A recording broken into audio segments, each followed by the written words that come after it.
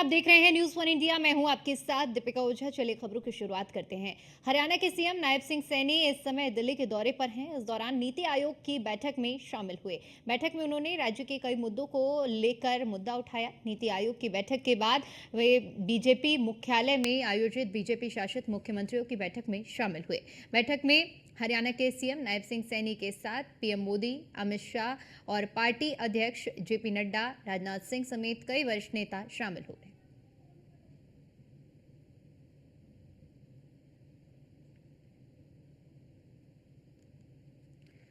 तो नीति आयोग की बैठक आयोजित की गई है। नीति आयोग की ओर से गवर्निंग काउंसिल की ये बैठक थी और जिसमें सभी राज्यों के मुख्यमंत्रियों को बुलाया गया था। ऐसे में बीजेपी शासित राज्यों के मुख्यमंत्री जो कि नीति आयोग की बैठक में हिस्सा लेने के लिए पहुंचे। साथ ही साथ आपको ये भी बता दें कि सीएम नायब सिंह सैनी भी नीति आयोग की बैठक में हिस्सा लेने के लिए पहुंचे और इसके बाद मुख्यमंत्री परिषद की बैठक हुई शाम को, जिसमें भी मुख्यमंत्री नायब सिंह सैनी की ओर से हिस्सा लिया गया। अगर बात नीति आयोग की बैठक की करें तो इस बैठक में मुख्यमंत्री की ओर से राज्य के कई मुद्दों को उठाया गया है। ये बैठक का अहम उद्देश्य यही था कि हर एक राज्य को हर एक मूलभूत सुविधाएं मिल सके और इसी कड़ी में इस बैठक को आयोजित किया गया था। तो दिल्ली दौरे पर सीएम नायब सिंह सैनी और इसी खबर पर ज्यादा जानकारी के साथ हमारे संवाददाता पीयूष तिवारी हमारे साथ जुड़ चुके हैं। पीयूष, सीएम नायब सिंह सैनी जो कि दिल्ली के दौरे पर रहे, नीति आयोग की बैठक में उन्होंने एक तरफ हिस्सा लिया तो दूसरी तरफ उन्होंने राज्य से जुड़े हुए मुद्दों को भी उठाया उस बैठक में।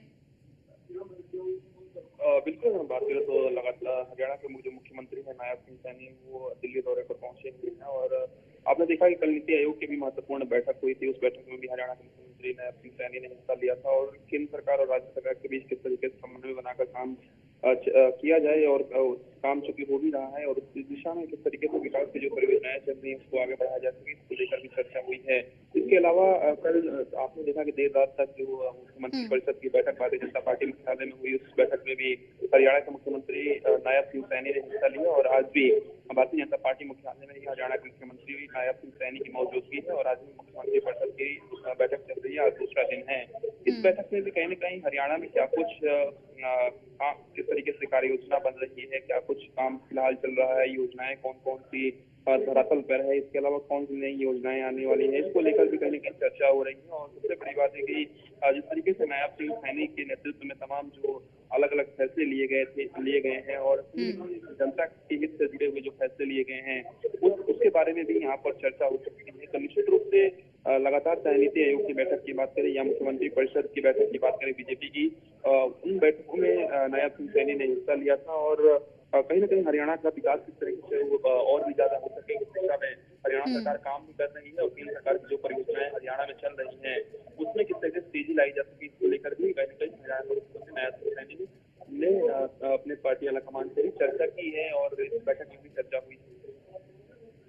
बिल्कुल पीयूष, बैठक में चर्चा हुई है, तमाम मुद्दों को लेकर चर्चा की गई है। इसके अलावा क्योंकि देखिए हरियाणा के जब हम मुद्दों की बात करते हैं तो ऐसे कई मुद्दे हैं जिसको लेकर सीएम नायब सिंह सैनी प्रतिबद्ध रहते हैं कि किस तरह से जनता को सहूलियत मिल सके, हर एक सुविधा मुहैया कराई जा सके। और इसी कड़ी में क्योंकि नीति आयोग की ये बैठक भी इसी तर्ज पर थी कि हर एक राज्य को सुख सुविधा मिल सके और उन्हीं मुद्दे को उठाने का काम सीएम ने किया है।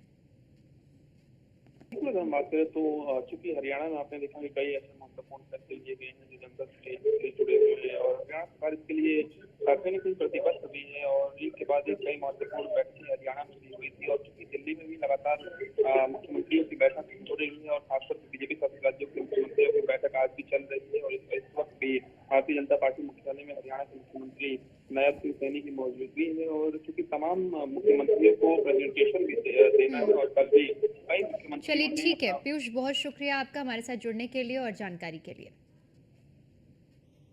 देश के कई राज्यों में भर्ती गैंग परीक्षाओं के पेपर लीक कर रहे हैं। ऐसे में हरियाणा में पारदर्शिता के साथ परीक्षा का आयोजन कराना नायब सिंह सैनी सरकार की बड़ी उपलब्धि है। भर्ती गैंग की लाख बाधाओं के बावजूद नायब सिंह सैनी सरकार ने एचएसएससी ने टीजीटी पदों के लिए 7,471 युवाओं को पक्की नौकरी दी।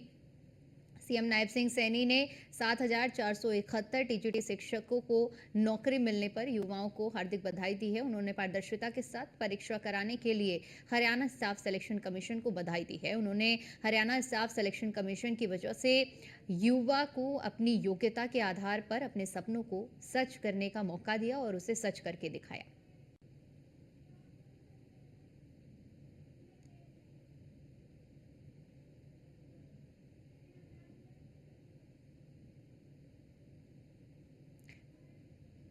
तो बिना पर्ची और बिना खर्ची, ये जो नारा रहा है, इससे पहले भी हमने देखा कि मुख्यमंत्री रह चुके मनोहर लाल और इसके अलावा अब वर्तमान मुख्यमंत्री नायब सिंह सैनी भी उसी कड़ी में आगे बढ़ते हुए नजर आ रहे हैं। बिना पर्ची और बिना खर्ची के सब काम पूरे हो रहे हैं हरियाणा में और इसी का नतीजा है कि 7,471 पदों पर टीजीटी की भर्ती हुई है और क्योंकि हमने देखा कि किस तरह से पेपर लीक के मामले सामने आते हैं और इन पेपर लीक के मामलों की वजह से युवाओं को खासी परेशानियों का सामना करना पड़ता है, लेकिन हरियाणा एसएससी का जो पेपर का आयोजन किया गया वो पूरी पारदर्शिता और निष्पक्ष रूप से कराया गया और जिसमें किसी भी तरह की कोई भी चूक नहीं हुई है।